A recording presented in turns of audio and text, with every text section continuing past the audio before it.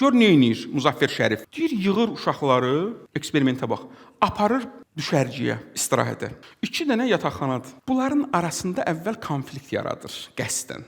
Uşaq vaxtı bizə deyirdilər, dostumuzla bizi dava-dalaşa cəlb etmək üçün böyüklər. Deyirdilər ki, sən ona əli vura bilərsən bir dənə. Vururdun əli. Deyir, onu sən biraz bərk vura bilərsən. Biraz bərk vurdun, başlayır dava etməyə bir-birimizdən. Dava-dalaşmaq, yaratmağa nə var ki? 2 dəqiqənin içində bir dənə şeytan sifət adam gəlsin, dava.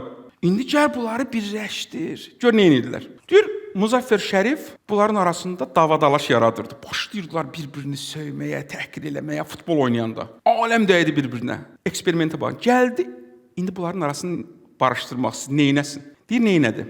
Qəsdən günorta yeməyini gətirən maşın yolda təkəri düşdü çuxura. Qəsdən yataqxananın yaxınlığında. Uşaqlara deyildi ki, gəlin kömək eləyin. Hamı gəldi maşına kömək eləyir indi. Bir yerdə.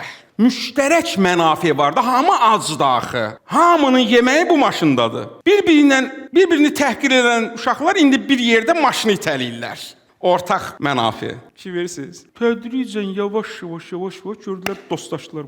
Bu nə yaxşı oğlan imiş, heç mən bunu belə bilmirdim. Qırırdılar bir-birini. Deməli, Elliot Aronson gəldi, eyni bu prinsipi tətbiq elədi məktəbdə. Uşaqlar bir-birinə yola getmirlər. Neynəsin? Deyir, gəldi, dedi ki, müəllimə, bu prinsipi tətbiq elə. 1 aydan sonra imtahandır. Neçə dənə mövzu var? 20 dənə mövzu var. Tamamdır. Sinifdə də 20 dənə uşaq var. Hər bir uşaq bir dənə mövzunu izah eləyəcək. İmtahana düşən mövzunu. Uşaq özü izah eləyəcək. Hamı ona qulaq asacaq. Niyə?